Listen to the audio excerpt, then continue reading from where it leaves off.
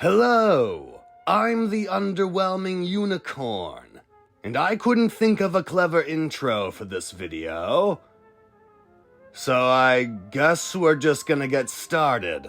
Animation from the Czech Republic, or Czechia, is a rabbit hole that I have only just begun to traverse. There are some seriously twisted and demented pieces of cinema coming out of these artists' minds, and one of the most famous pieces of Czech animation is the stop-motion adaptation of The Pied Piper, directed by Jiří Bárta. It's also known as Krysar, meaning the rat catcher, which is also a cool-ass title. Running at only 53 minutes, this timeless fable has been given new life in this 1986 retelling with its angular sets and character designs, dark cinematography, creative animation, and an unsettling narrative twist. It's on Tubi for free if you want to watch it. I highly recommend checking it out beforehand, but I don't control you, you do whatever you want. However, I must mention, because this story is so short and because this is such a well-known legend, the majority of this video will be very spoiler heavy. But it's the Pied Piper. I mean, come on, who doesn't know about the Pied Piper? Anyway,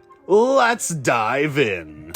First and foremost, I'm aware this director has many other creepy stop-motion features, Toys in the Attic being his most famous next to this film. I do plan on watching them at some point, but I'm only one guy and there's so much obscure animation in the world. So with that said, let's discuss the artistry. While this may not be the most fluid or tightly controlled stop-motion I've ever seen, it still communicates the emotions and the story perfectly with no confusion, and it makes up for the somewhat stiff movements with its incredibly unique and striking character designs, as well as the warped and slanted backgrounds. While this is a Czech film, the original story is of German origin, and as such, the filmmakers decorated this narrative with German expressionist art design, homaging to horror classics such as The Cabinet of Dr. Caligari and Nosferatu. This film is the definition of the word gothic. It oozes out of every facet of the story. Even the music takes inspiration from 1930s horror, but it also adds these harsh, aggressive guitar riffs that just scream 80s. These elements give the setting such character and make it stand out amongst other adaptations. Not to mention, this poster goes hard as fuck. This looks like a folk metal album, hell fucking yeah! But aside from the stop motion, we also get these brief segments with fully painted animation a la Loving Vincent, but many years before Loving Vincent. It's truly beautiful and really contrasts with the imposing, jagged look of everything else. And the Pied Piper himself looks so badass. For a stop-motion puppet, this guy aura farms like no tomorrow. His presence is so commanding and absolute, and the only way to discuss him further is to venture into spoilers.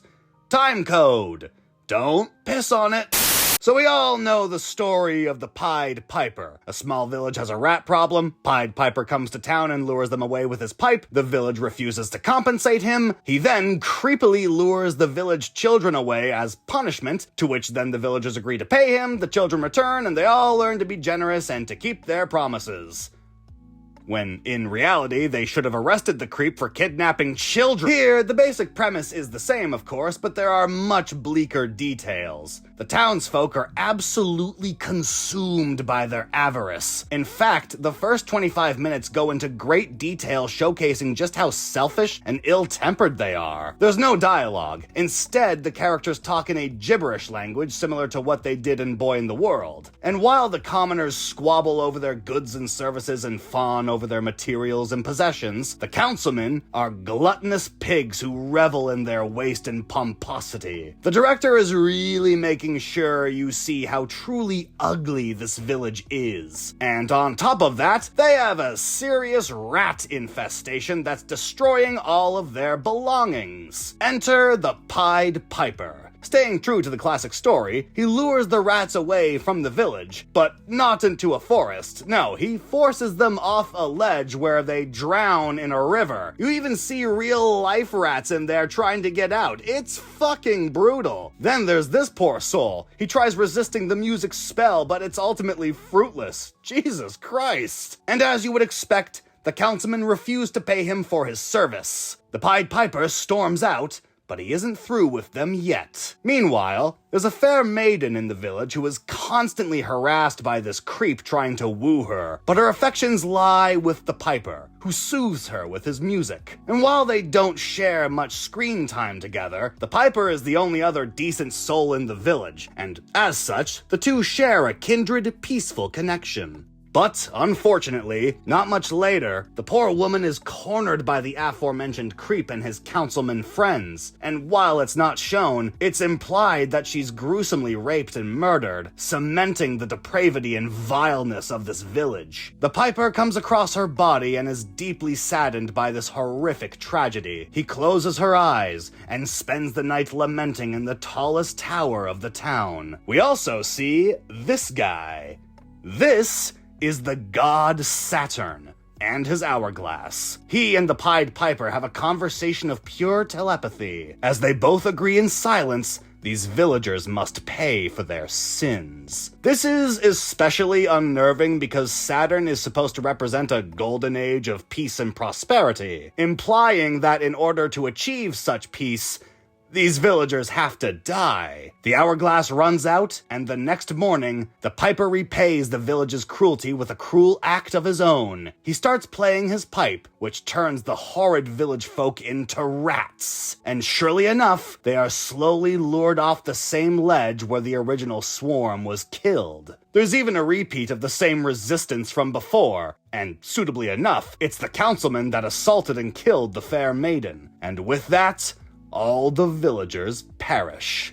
I'd say story and theme are the strongest pillars in this film. The central theme being the same from the original fable: honor your agreements and keep your promises. But it's amplified to a much darker, grizzled, extreme degree, ensuring that karma, even divine karma, good or bad, will find you based on what behaviors you exhibit to others. And the story is so simple, short, and paced so excellently, there's no room for any inconsistencies, plot holes, or contrivances. But if you really want me to knock it for something, I guess the worst thing I can say is that character is very thin. We don't get much time with the main characters, but we do get enough time with them to understand their conflict, motive, and general personality based on the animation, and it's very effective. Like I've said before in other videos, thin character is not necessarily bad character, and here the simplicity functions well enough despite lacking in meaty substance. But now, it's time to discuss the ending. The last minute of this film is very ominous, and yet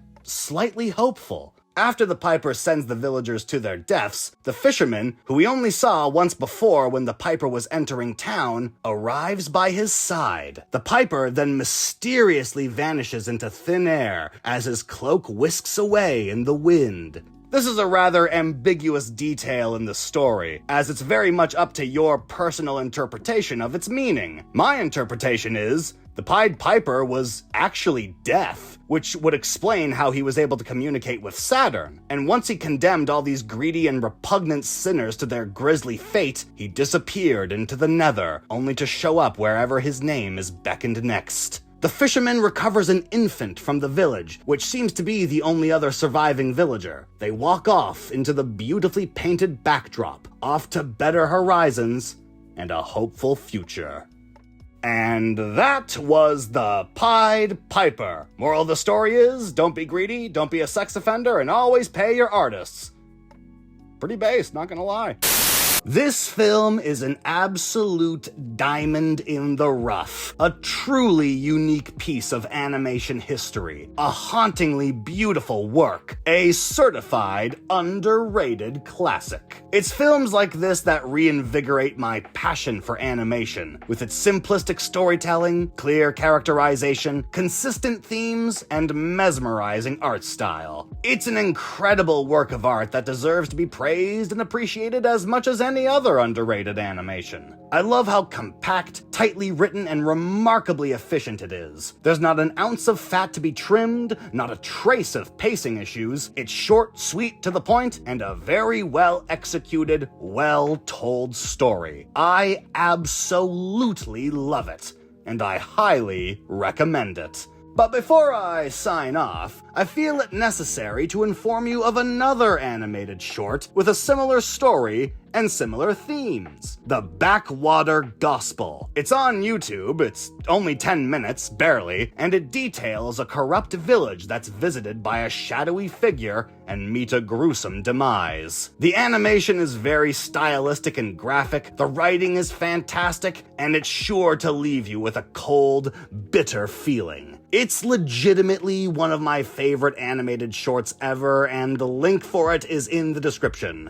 Hope you enjoy. Now, it's time for me to disappear into the nether until my next video. Thanks for watching, and always remember that the real music is the music inside your ass.